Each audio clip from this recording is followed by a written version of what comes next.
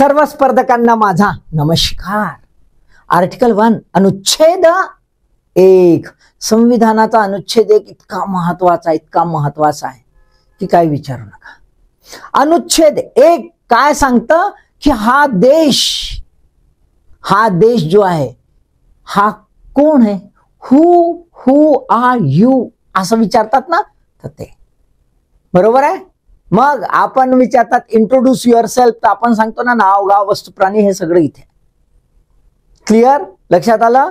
आता याचा थरोली अभ्यास करायचा, टाइमपास करायचा नाही, फालतू इमोशनल व्हायचं नाही का। आता खाली लिहिला इंडिया म्हणजेच भारत, इंडिया म्हणजेच भारत, मग पुन्हा फालतूचे धंदे ते करायचे नाही। आपण कोण होणार आहोत, आपण ऍडमिनिस्ट्रेटर होणार आहोत, बरोबर व्हायचं की नाही ऑफिसर। आणि ऍडमिनिस्ट्रेटर हा कसा राहायला पाहिजे, न्यूट्रल, भाल धंदे न करणारा, बरोबर आहे। आणि एकदम डेप्थ असलेला नॉलेजची, बरोबर आहे। क्लिअर, तर मग आपण आता हे डेप्थ समजून घेऊ इथं। पण तुम्हाला माहित आहे की हा बरोबर, यस तुम्हाला माहितच आहे की आपण 2 प्रश्न डोक्यात घुसवतो आधी आणि मगच लेक्चर सुरू करतो। नाही तर काय होते, मग नुसता लेक्चर होते, समजे काहीच नाही ना प्रश्न येतात तेव्हा म्हणतो का हो बा, म्हणतो की नाही। तर मग आपण 2 प्रश्न पाहायचे हा, मग बिलकुल तुम्ही म्हणता तर पाहूनच घेऊ। प्रश्न कोणासाठी होत, तुमच्यासाठी, यस। तर चला बाबा आपल्या दोस्तांसाठीचे प्रश्न पाहून घेऊ रे बाबा। भारताचा संघ, लक्षात घ्या बरं, हा शब्द खूप, संविधानामध्ये काय, कोणताही सब्जेक्ट घ्या, त्याचं प्रिसाइज कीवर्ड जे आहे ते माहीतच असलं पाहिजे। प्रिसाइज हे म्हणजे हेच, लक्षात आलं का। आणि त्याची डेप्थ, ह्या 2 गोष्टी खूप महत्वाच्या आहेत। हे जमलं ना भाऊ, मग समजा बा कोणती बी परीक्षा ये बाई इकडे पेपर रप्पा पास होतेच है ना, लक्षात आलं का। म्हणा पुन्हा फेकतस काय, नाही होते बाबा, खरं सांगतो है ना, पुन्हा अनुभवांती। भारताचा संघ यामध्ये कोणत्या क्षेत्राचा समावेश होतो, which territories included under union of India, हे लक्षात ठेवा, युनियन ऑफ इंडिया है ना। अ राज्य स्टेट्स, ब केंद्रशासित प्रदेश युनियन टेरिटोरीज, क संपादित क्षेत्र अक्वायर्ड टेरिटोरीज कोणता आहे रे बाबा याच्या खाली, लक्षात आला। ओके, दुसरा प्रश्न भारताच्या संविधानातील अनुच्छेद 1 आर्टिकल 1 मध्ये खालीलपैकी कोणता शब्द नमूद आहे, शब्द कोणता नमूद आहे म्हणतात। Which of the following word is enumerated in the article 1 of the Indian Constitution? 1 राज्यांचा संघ युनियन ऑफ स्टेट्स, 2 संयुक्त संस्थाने युनायटेड स्टेट्स, 3 एकात्मक राज्य युनिटरी स्टेट्स आणि 4 संघ राज्य फेडरल स्टेट। काय आहे बा, है ना। शब्द बघा किती महत्वाचे, आणि असे सोपे प्रश्न विचारते ना आपला होते है ना दंडी गुल। तर आपण आता समजून घ्यायचा, एकदम छोटासा आहे आर्टिकल 1 पण खूपच महत्वाचा आहे। बरेच वेळा आपल्याला प्रिलिम मध्ये वेगवेगळ्या परीक्षांमध्ये विचारतात आणि बुचकाड्यात पडतो। मेन्सच्या कॉन्टेक्स्ट मध्ये सुद्धा महत्वाचा आहे, यूपीएससी म्हणा एमपीएससी म्हणा। आणि सोबतच जेव्हा इंटरव्ह्यू देताना भाऊ, तर तेव्हा कदाचित याच्यातून विचारला ना आणि जमला नाही तर दंडी गुल होऊ शकते। Clear, right. तर चला पाहून घेऊ आपण, पहिल्यांदा पाहून घेऊ आपण अनुच्छेद 1 मध्ये काय असेल।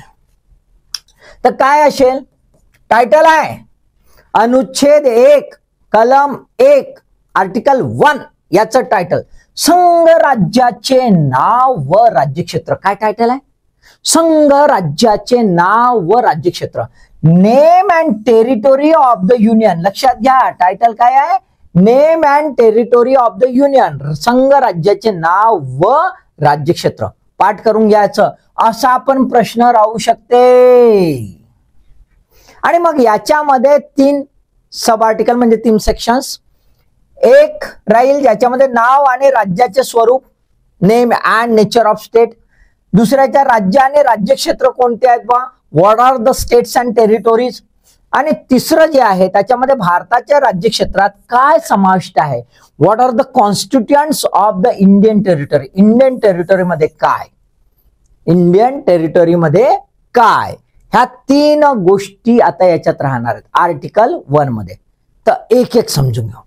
पहिल्यांदा पाहून घेऊ आपण एक आर्टिकल 1(1) काय आहे, इंडिया अर्थात भारत हा राज्यांचा संघ असेल. काय म्हटलंय, इंडिया अर्थात भारत हा राज्यांचा संघ असेल. India that is Bharat, India म्हणजेच भारत, दोन्ही विलग नाही म्हणजे नाहीच. India that is Bharat. Shall be म्हटलंय, शाल बी कंपल्सरी आहे बरं, शाल बी. मे बी म्हटलंय का, मे बी म्हटलंय का, है ना, कॅन बी म्हटलंय का, नाही, शाल बी कंपल्सरी आहे. अ युनियन ऑफ स्टेट्स, काय टायटल आहे, युनियन ऑफ स्टेट, राज्यांचा संघ असं म्हटलेलं आहे. आता हे जे टायटल आहे हे खूप महत्वाचं आहे. भारत पण महत्वाचा आणि इंडिया. आर्टिकल 1(1) मध्ये किती शब्द आहेत, 3. इंडिया, भारत आणि union of states. India, Bharat आणि राज्यांचा संघ. लक्षात ठेवा किती कीवर्ड्स आहेत, 3. Clear, okay. आता याच्यातला इंडिया आणि भारतचा लोचा काय, लोचा बाबा मोठे पॉलिटिक्स याच्यावर भाल धंदे, तर तेव्हा बी झाली. कॉन्स्टिट्युएंट असेंब्लीमध्ये बी डिबेट झाला का, तर कॉन्स्टिट्युएंट असेंब्लीमध्ये विविध विचारधारेची लोक होती. काही पुरोगामी होती, काही परंपरागत विचाराची होती, है ना. तर सर्व विचारांना एकवटून जे तयार झालंय ते भारताचं संविधान. So Indian constitution is reflecting the all ideologies of India. पूर्ण भारताचे जेवढ्या आयडियोलॉजी त्याला रिफ्लेक्ट करते बाबा.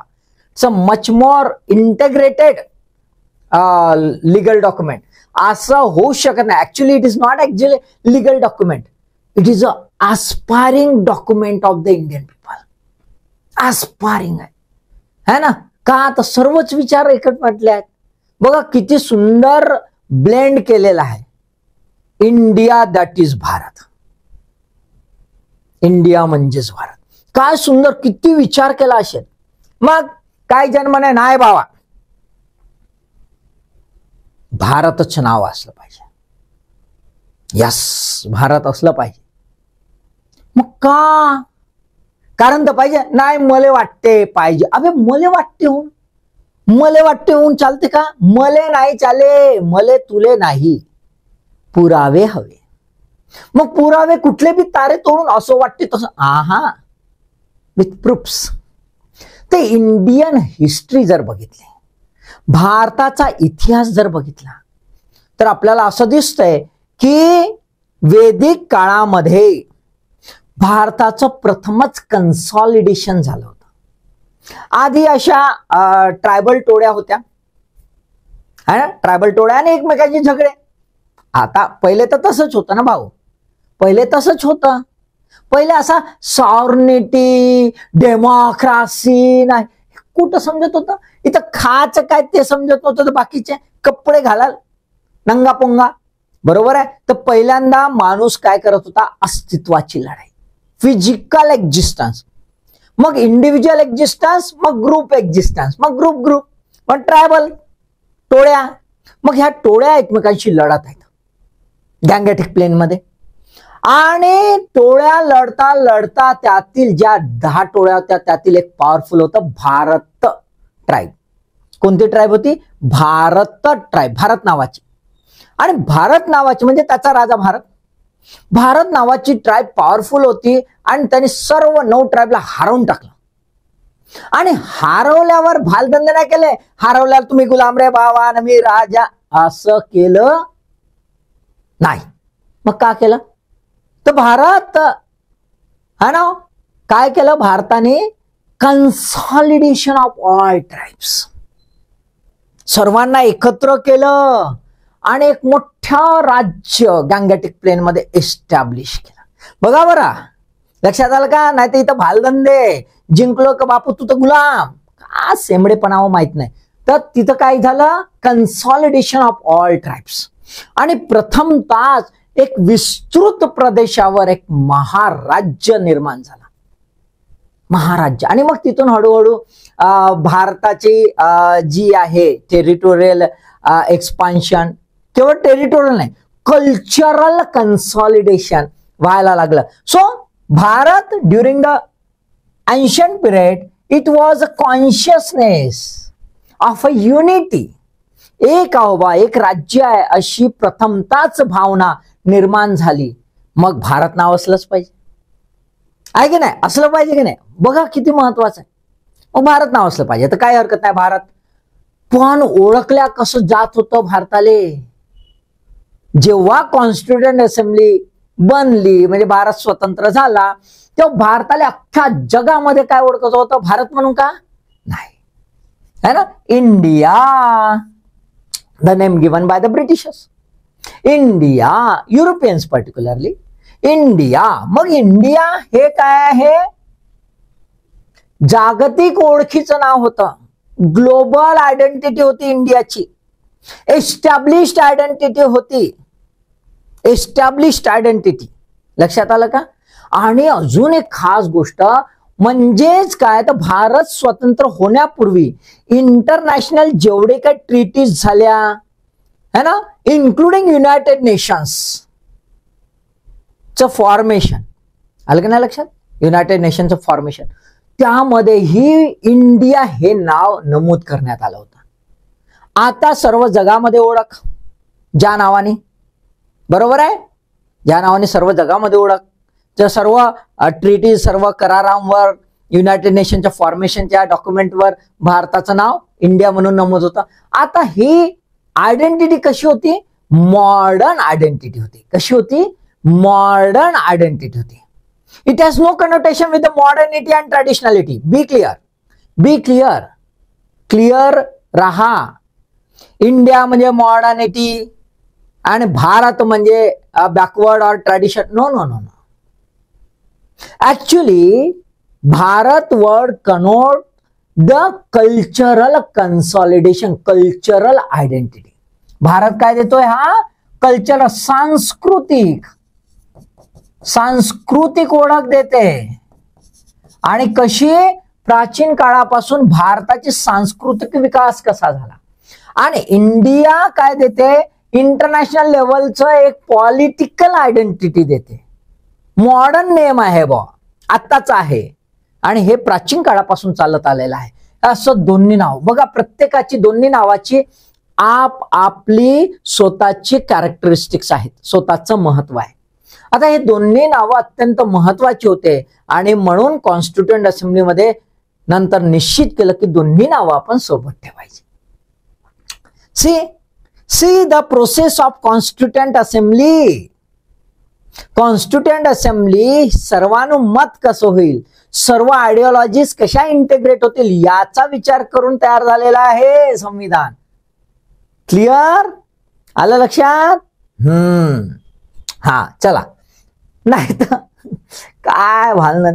खैर आता आपण सगळे व्हॉट्सअप युनिव्हर्सिटीमध्ये, इंस्टाग्राम रील मध्ये फसलो आहोत, त्यामुळे आपला मेंदू जाऊ दे. पण आपण स्पर्धक आहोत, आपल्याला असं करून चालेल का, नाही.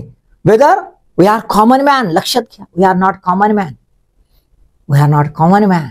अरे स्पर्धक हा कॉमन मॅन कसा राहू शकतो, कॉम्पिटेटर आहे, बरोबर आहे, ठीक आहे. चला, दुसरं आहे राज्य पद्धती, याच्यावरून निश्चित होते. हे दोन नावामुळे तर क्लिअर झालं भारत काय आहे, है ना, भारताचं नाव काय. दुसरं त्याची राज्य पद्धती कशावरून निश्चित होते, युनियन ऑफ स्टेट्स, है ना. मग कुठली राज्य पद्धती आहे, तर इट कनोट्स द फेडरल पॉलिटी, संघ राज्य पद्धती निश्चित करते.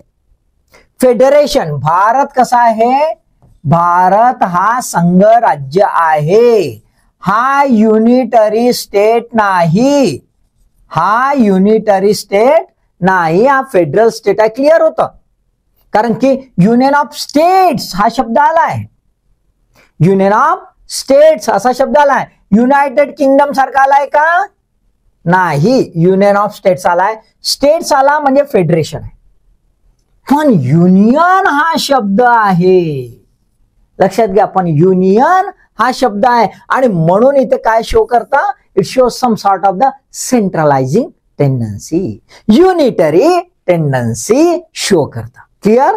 तर याला समजून घेऊ, आता याला समजून घेऊ. युनियन ऑफ स्टेट, राज्यांचा संघ काय आहे.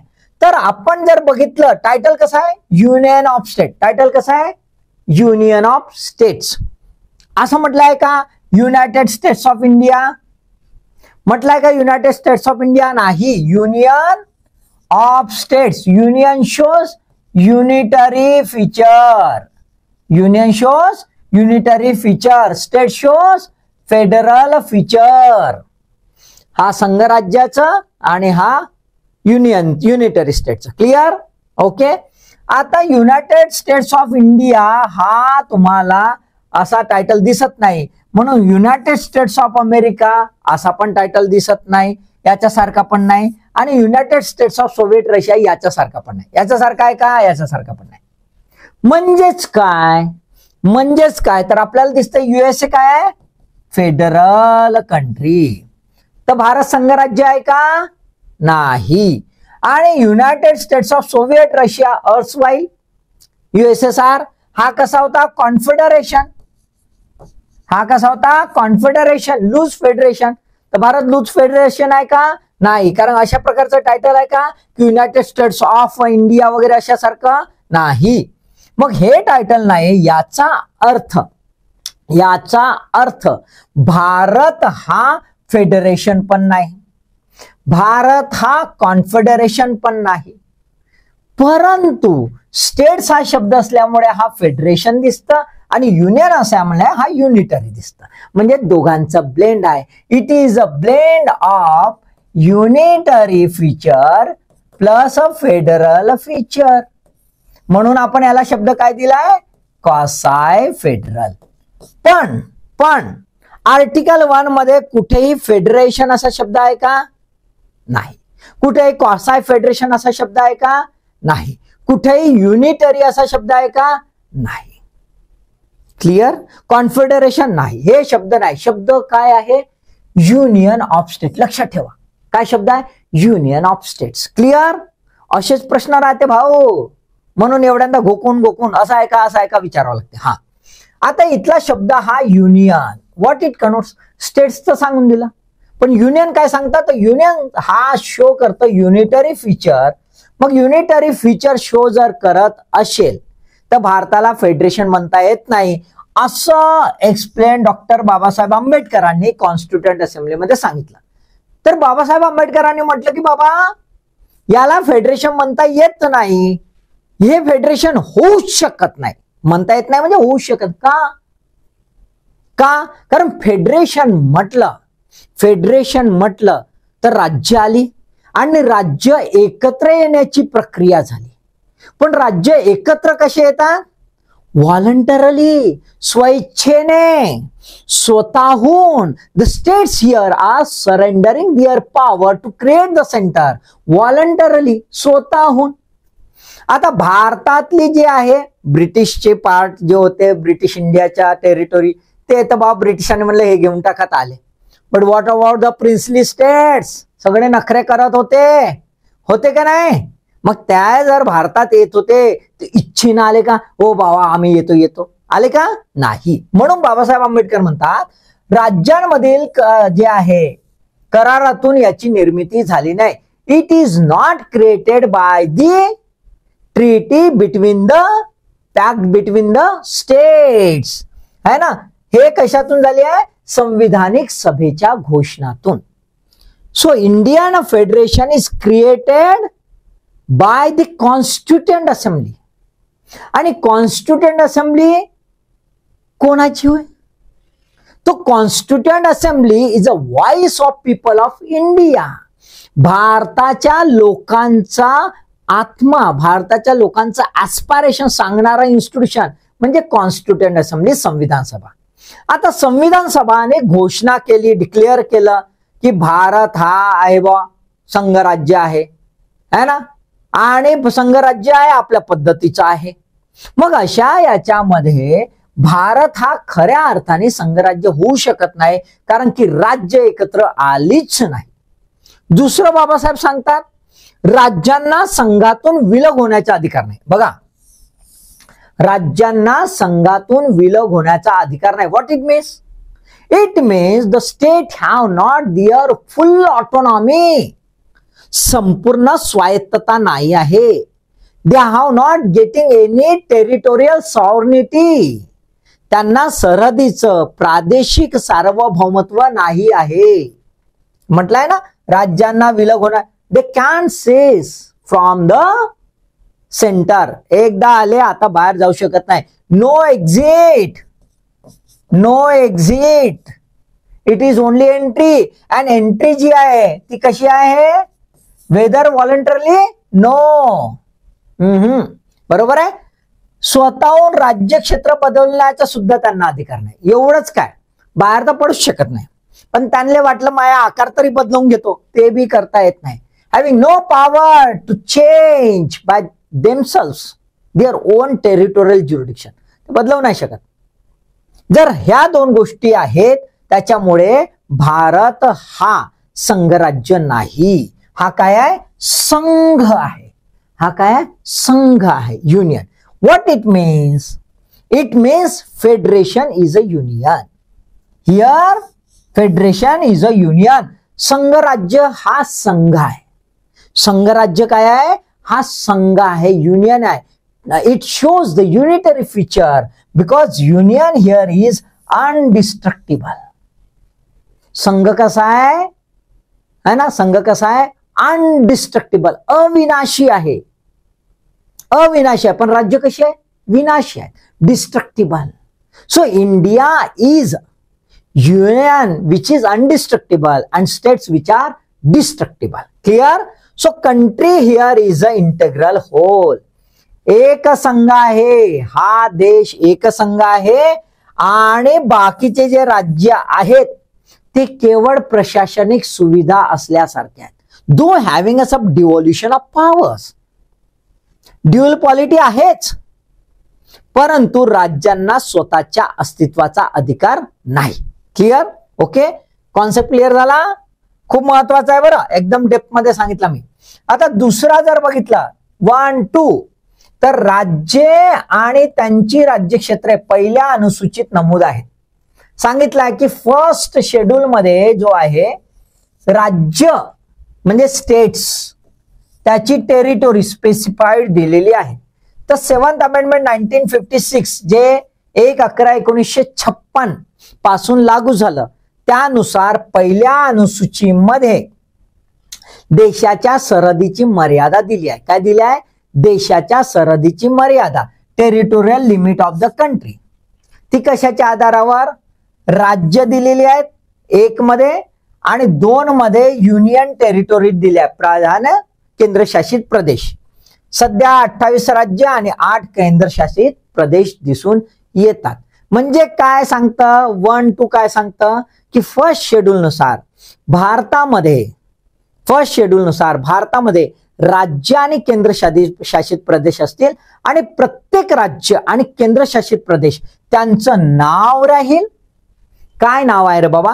आणि त्यांचा एरिया, टेरिटोरियल एक्सटेंड, प्रादेशिक सरहद किती राहील ते नमूद केलेलं आहे. म्हणजे त्यामध्ये काय राहील ते नमूद केलेलं आहे. भारताच्या कॉन्टेक्स्ट मध्ये जर बघितलं तर जिओग्राफिकल याच्यामध्ये क्लिअर आहे कुठली राज्य काय, आणि ओशनच्या कॉन्टेक्स्ट मध्ये आपल्याला दिसते की एक लिमिट जी आहे, ओशन कॉन्टेक्स्ट मध्ये आपल्याला लिमिट जी आहे ना 200 नॉटिकल माइल्स वगैरे, हे कोणती राहणार हे पण क्लिअर दिलेलं राहते. क्लिअर? आता महत्वाचं आहे की आर्टिकल 1, 2 मध्ये फर्स्ट शेड्यूलच्या नुसार राज्यांची आणि केंद्रशासित प्रदेशांची नावे तर आहेतच. मग ही आहेत तर कशासाठी? ही याच्यासाठी की भारतीय संविधानातील सर्वच तरतुदी या टेरिटोरीज आणि स्टेटला एक समान लागू होतील. कशासाठी सांगितलंय 1, 2? की भारतातील जे संविधान आहे भारताचं, त्याच्या संपूर्ण तरतुदी एकसारख्या सर्व राज्यांना आणि सर्व केंद्रशासित प्रदेशांना ज्या फर्स्ट शेड्यूल मध्ये नमूद आहेत त्यांना लागू होईल. त्यांना लागू होईल. Equally applied, equally applied. But Bharat जेव्हा घडला तेव्हा भारताची जडणघडण ही वेगळ्या प्रकारची होती. इतकं सोपं नव्हतं आणि त्याच्यामुळे कॉन्स्टिट्यूशननेच काही एक्सेप्शन्स दिलेले आहेत. कॉन्स्टिट्यूशनने काय एक्सेप्शन की त्यांना भारतीय संविधानातील सर्वच तरतुदी जशान तशा लागू होणार नाही.